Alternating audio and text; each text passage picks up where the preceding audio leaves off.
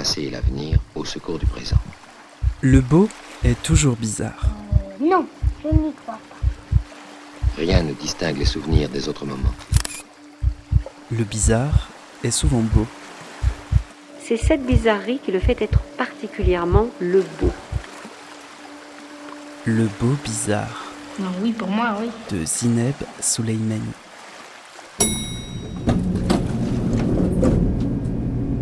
J'accueille pour le dernier passage de cette troisième matinale Gwenaëlle Morin, bonjour.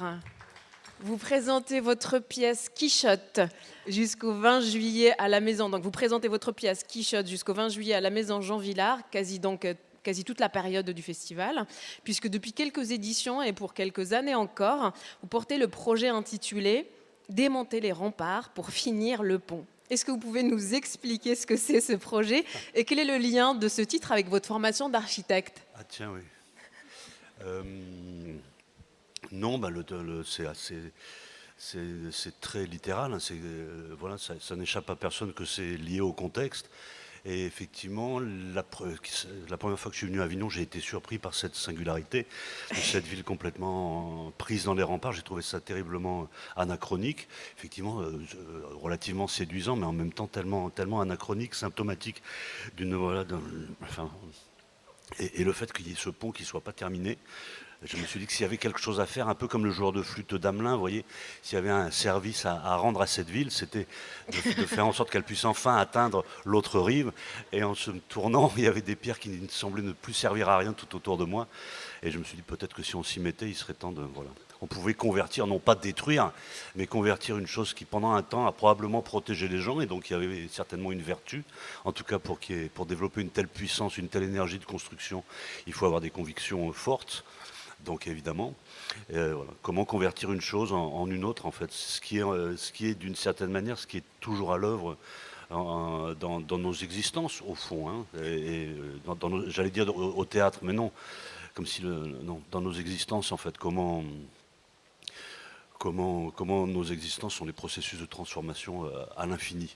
Donc comment nos existences nous investissent d'une immense responsabilité, au fond. Bon. Donc démonter les remparts pour finir le pont, voilà. Et puis en fait j'ai réalisé que ce pont qui n'est pas fini a une grande puissance d'évocation en fait. C'est pas juste les feignasses ils n'ont pas... Ou en fait c'est un pont qui est très subtil en fait, bon, c'est aussi un péage, donc voilà, qui dit pont dit pas nécessairement, voilà. De ce que j'ai pu lire, le pont n'est pas terminé parce qu'il n'a jamais été terminé, où il y avait des parties en pierre, des parties en bois, et donc ces parties en bois, elles avaient des vocations de fusibles en fait.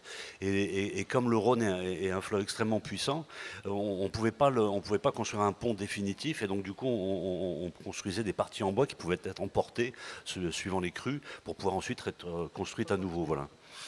Bon. Et au bout du compte, c'est aussi un pont, c'est un principe d'imagination en fait. C'est-à-dire qu'à partir du moment où il y a un pont, combien même il n'est pas fini, ça veut dire qu'il y a l'autre rive en fait.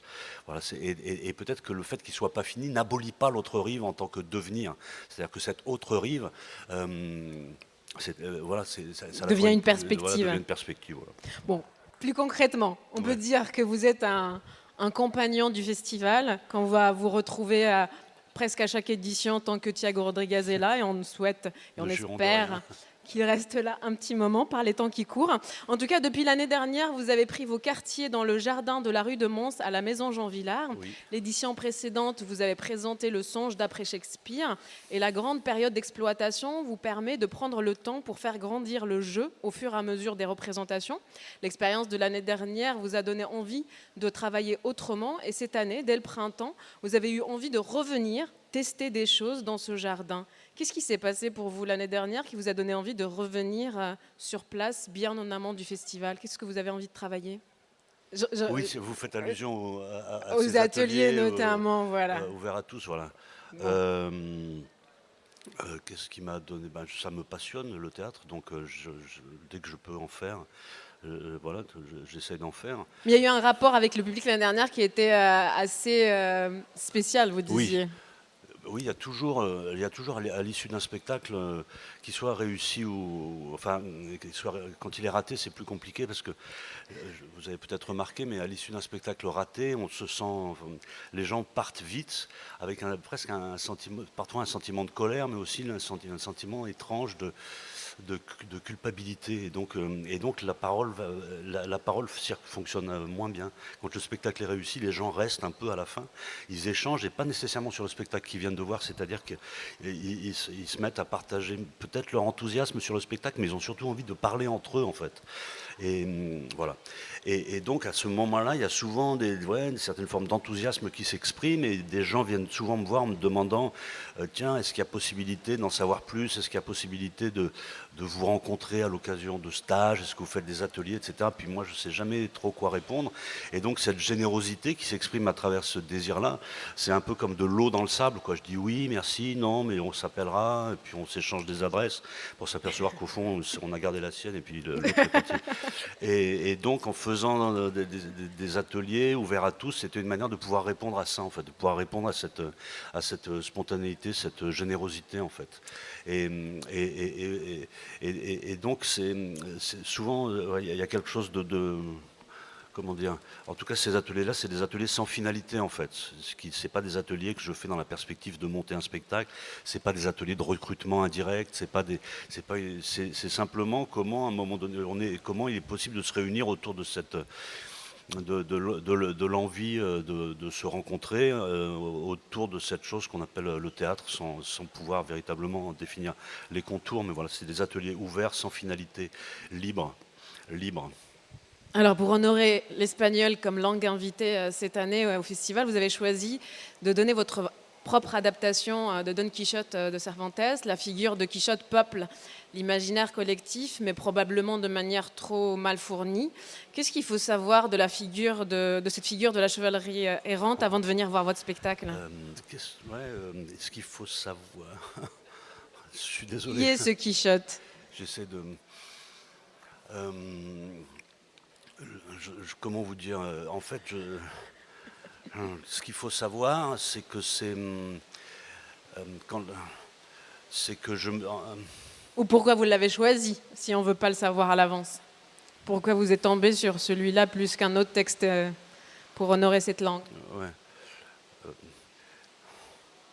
Je suis désolé. On fait un appel à un ami dans la salle? Non, pourquoi je fais ça? Putain. Oui, parce que... je sais pas pourquoi. Bon, alors, peut-être qu'on va arriver à savoir plus tard, mais en tout cas, pour le choix de la distribution, dans le rôle-titre, vous avez donné le rôle-titre qui est le personnage masculin de Quichotte à la comédienne inclassable Jeanne Balibar, pardon. Qu'est-ce qui vous a décidé à lui faire cette proposition? En fait, donc j'étais avec Quichotte, je lisais Quichotte. En fait, ce qui est passionnant quand on lit Quichotte, c'est qu'effectivement, comme c'est une œuvre fondatrice de la grande culture occidentale, la question c'était de savoir qui j'allais devenir, de me confronter à cette œuvre-là, en fait. Non pas ce que moi j'avais à dire de cette œuvre-là, mais quel était le mortel, quelle forme allait prendre ma vie d'être confronté à cette œuvre-là. Et je dois avouer que dans un premier temps, j'ai été décontenancé, en fait. J'ai pas du tout été sans chichi, hein, je dis pas ça, mais l'œuvre je n'arrivais pas à trouver la temporalité convenable pour pouvoir lire ce livre, d'accord? Donc il a fallu que je me concentre, il a fallu que j'y revienne, et petit à petit j'ai trouvé une manière, j'ai inventé la possibilité de lire cette œuvre-là. Et une manière personnelle. Alors comment il s'appelle, Garcia Marquez dit qu'il a pu lire Quichotte quand il l'a abandonné dans ses toilettes et qu'il tombait dessus par hasard à chaque fois qu'il avait besoin de retourner à la selle, d'accord? Donc on se dit, oula, mais pour qui se prend-il? Mais effectivement, il y a une espèce de relation à ce livre-là il faut trouver sa propre corporalité, vous voyez, sa propre temporalité. C'est pas Balzac ou Dostoïevski ou même Flaubert, pour ne citer que, ou qui moi mâche. De la première page jusqu'à la dernière page, pas sur tous les romans, mais sur la plupart, plupart, pour Flaubert en tout cas, vous emporte. Dostoïevski, n'en parlons pas. Là, il y a quelque chose qui, non pas qui résiste, parce que ce serait difficile, mais quelque chose qui... Alors on pourrait attribuer ça à une époque, on se dit oui, à l'époque, il pouvait peut-être lire ça. Et donc je l'ai lu une première fois en entier, et ensuite j'y suis retourné par petits bouts, comme ça. Et en fait j'ai une relation un petit peu comme on peut avoir avec des livres, avec la Bible notamment, vous voyez, où en fait vous vous réinventez lecteur de la Bible à chaque fois que vous l'ouvrez. C'est-à-dire que vous vous apercevez que vous ne la lisez jamais de la même manière. Et Quichotte, vous ne le lisez jamais de la même manière. C'est-à-dire qu'il y a une espèce de dialogue entre votre humeur du jour, votre culture de ce livre-là, votre expérience de la réalité, et vous y revenez, et tout à coup, vous lisez quelque chose de différent. Alors que c'est la même chose qui est écrite. Donc en fait, c'est vous que ça réinvente, en fait. Et ça devient assez vite passionnant. De reprendre, et du coup, dans la lecture, il y a une expérience qui est assez proche de celle que je peux avoir quand je fais du théâtre, voilà, où je demande aux acteurs et aux actrices d'investir tout leur génie dans le travail. Ce génie-là, non pas dans le fait d'être original et d'avoir des idées, mais comment, le génie des acteurs, pour moi, c'est comment est-ce qu'ils sont capables de se réintéresser à l'infini, à quelque chose qui, pour la plupart des gens, une fois, deux fois, bon, troisième fois. Et là, comment est-ce qu'on arrive à générer des intérêts nouveaux à l'infini? Et je trouve que Quichotte nous force à ça, en fait. Et donc, il y a un processus de transformation de notre relation au monde qui est active. On ne cesse de comprendre différemment. Je ne dis pas mieux, mais on ne cesse de comprendre différemment. Voilà. Donc, ça ne répond pas à la question de Jeanne Balibar. Mais ça répond à la première. Ça répond à la première question. Donc Jeanne Balibar, pour moi, en fait, voilà, je cherche toujours des principes de distribution qui sont des principes de confrontation. Comment une équipe rentre en confrontation avec un contexte, avec un texte, avec quelque chose qui préexiste à cette équipe, d'accord? Donc je vais essayer de ne pas faire le malin. Donc, et en fait, très simplement, comme un amoureux, j'étais dans un train, je ne savais pas quelle distribution j'allais faire. Je lisais une bande dessinée trouvée à la gare, par hasard, comme il y a sur les têtes de gondole, Don Quichotte. Je fais, tiens, ça tombe bien, lisons, voyons ce que ça donne. C'est une bande dessinée des frères Brisy, qui est très bien, une adaptation qui fait des raccourcis formidables. Et je suis sorti du train en me disant, il faudrait que Jeanne Balibar joue le rôle. Vous voyez, on utilise souvent ces figures-là comme des outils pour penser la réalité. Vous voyez, par exemple, à un moment donné, je travaillais Tartuffe et je me suis dit, j'imaginais, tiens, ce serait vraiment, je me dis, ce serait super si, comment il s'appelle, Johnny Depp jouait Tartuffe. Et j'imaginais les scènes, l'ayant vu au cinéma, voilà, je l'avais vu jouer, je connaissais son corps, et je me dis, tiens, effectivement, là, et ça me permettait, moi, d'avoir une lecture de Tartuffe. Et Johnny Depp, vraiment, pas parce que je me prends, mais pas parce que je me prends, mais parce que tout, vous voyez, c'est des outils qui nous permettent de comprendre la réalité. Je ne sais pas si ça vous arrive à vous, mais des fois on se met à imiter Louis de Funès. Et ça nous aide à dire des choses, où on se met à penser comme pourrait voilà. Donc j'aime bien cette idée que ces grandes figures populaires soient des outils qui nous permettent d'appréhender la réalité. Et à ce moment-là, j'ai eu besoin de l'outil, peut-être est-elle ici, c'est pour ça que le spectacle commence par des coups de marteau, ou du moins sa partition. J'ai eu besoin de l'outil, mon imagination a eu besoin de l'outil Jeanne Balibar, et je me suis dit, contrairement à d'habitude, si j'essayais d'entrer en contact avec elle.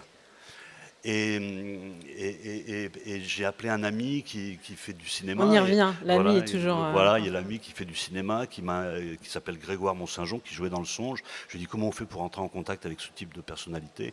Il m'a dit, bah, écoute, il y a Fanny de Chaillet qui est très proche d'elle. Et donc, par le truchement de Fanny de Chaillet, j'ai obtenu le numéro de téléphone de Jeanne Balibar. Et j'ai donc appelé une image.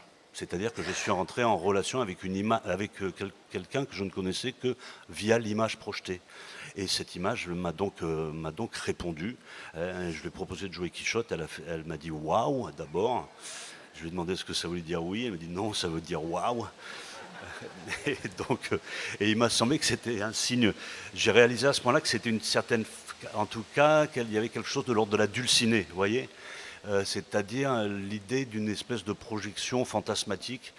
Et vous retrouvez Quichotte avec ça? Et je retrouve Quichotte avec ça, surtout que pour que Dulcinée existe, il y a ça dans le film de Kozintsev qui est très beau. Kozintsev en 76, en 73, c'est passé à Cannes. À la fin du film, Quichotte est sur le point de mourir et Dulcinée lui apparaît enfin en rêve et elle lui demande l'utopie la plus grande de toutes, au fond, et les choses à laquelle Quichotte ne se confronte pas. Elle lui dit, tu ne dois pas mourir.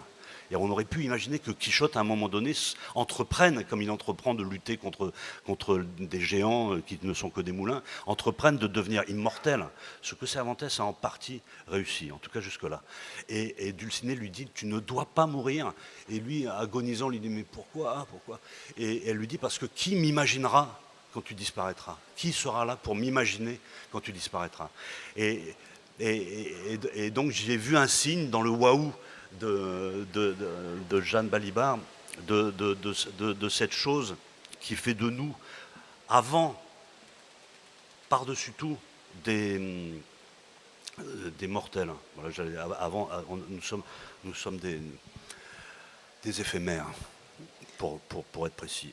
Pour notre plus grand bonheur, Jeanne Balibar a dit oui. Et on est heureux et heureuse. Mais dans vos mises en scène, le texte semble être la seule matière importante à travailler.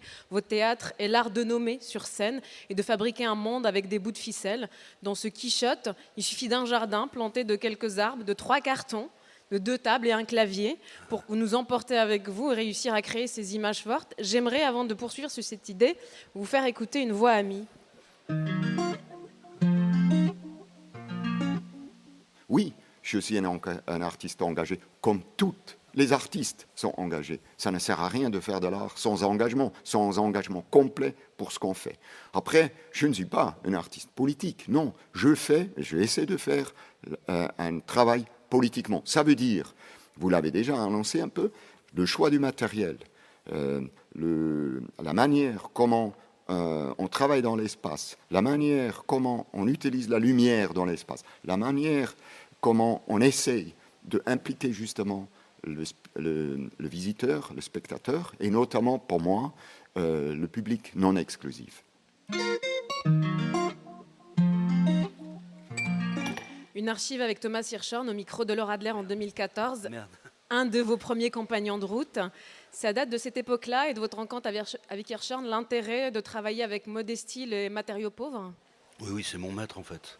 Thomas Hirschhorn, je suis très... Ouais, c'est bête, d'entendre sa voix, c'est pas mal.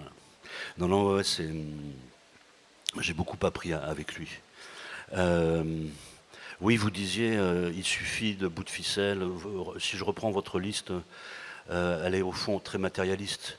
Il suffit d'un acteur et d'un auditeur. Il suffit de ce dispositif-là. Il suffit, et pourtant c'est le dispositif le plus miraculeux qui soit, se réunir autour de quelque chose qui n'existe pas et avec le désir que quelque chose advienne. Et vous voyez, on joue Quichotte en ce moment, mais qu'est-ce que c'est que ça en fait? Vous voyez, il y a aucune, là, ça n'existe pas en fait. Si, il y a la promesse ce soir de le jouer à 22h, mais c'est tellement, vous voyez, il n'y a pas un endroit, un objet, une pellicule, une sculpture, un livre, il n'y a pas de support matériel à ça. Et pourtant, ça existe inexorablement, ça va avoir lieu. Et sur quoi on fonde cette croyance ou cette foi en fait? Quelle est cette capacité qu'on a sur le principe de cette assemblée à faire advenir quelque chose qui n'existe pas? Donc, je ne fais pas de théâtre avec des bouts de ficelle, je fais du théâtre avec des êtres humains. Pardon, je voulais pas... Pour revenir Et à... Dieu sait que ce n'est pas insignifiant, parce que bout de ficelle, c'est pas contre vous. Hein. Non. Et en même temps, si nous, on ne mérite pas d'autres méritons-nous d'autres qualificatifs que celui-là? Sommes-nous autre chose que des petits bouts de ficelle en fait? Mais c'est valeureux par les temps qui courent en fait. Bien sûr. Ça a beaucoup de valeur. Bien sûr que ça a une ça valeur vous donne immense, de la valeur. Immense. Bon alors dernière question parce que... c'est pour réagir là. C'est bien parce qu'avec vous cassez les rythmes, c'est bien, ça vient de partout. Jeanne Balibar a dit qu'avec la dissolution, la puissance utopique portée par Don Quichotte a eu à ses yeux une valeur différente.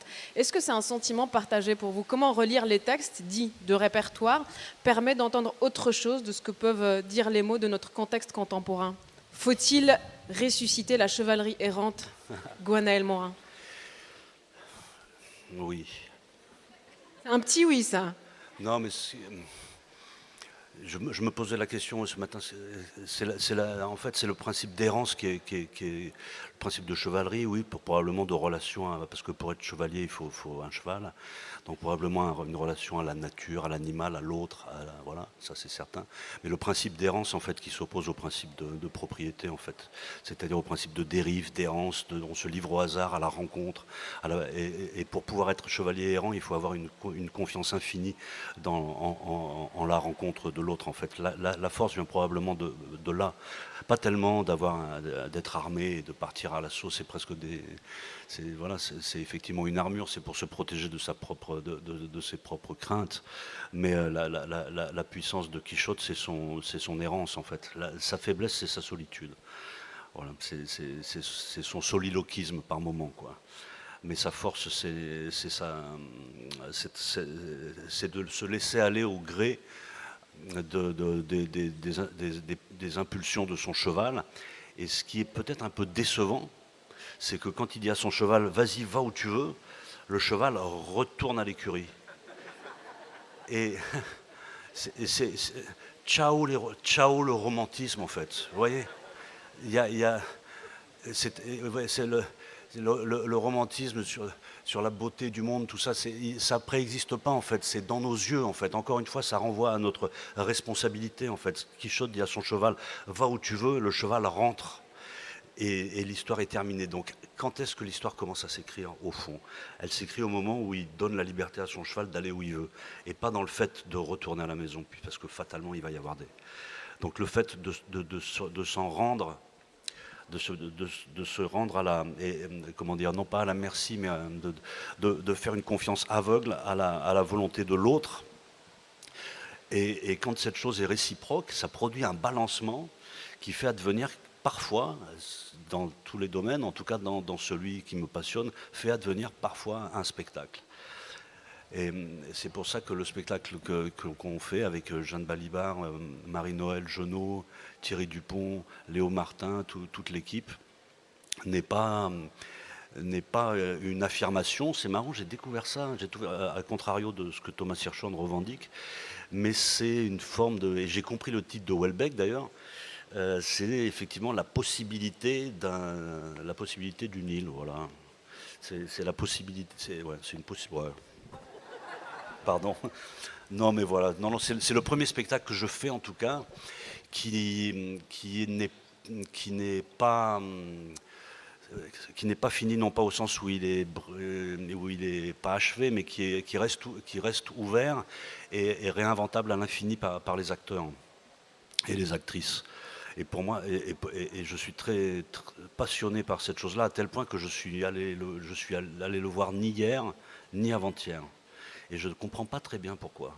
Il faut y aller, à partir de ce soir et jusqu'au 20 juillet, vous pouvez y aller pour peut-être retrouver Gwenaël Morin au jardin de la rue de Mans de la Maison Jean Vilar. Merci beaucoup Gwenaël Morin. Merci.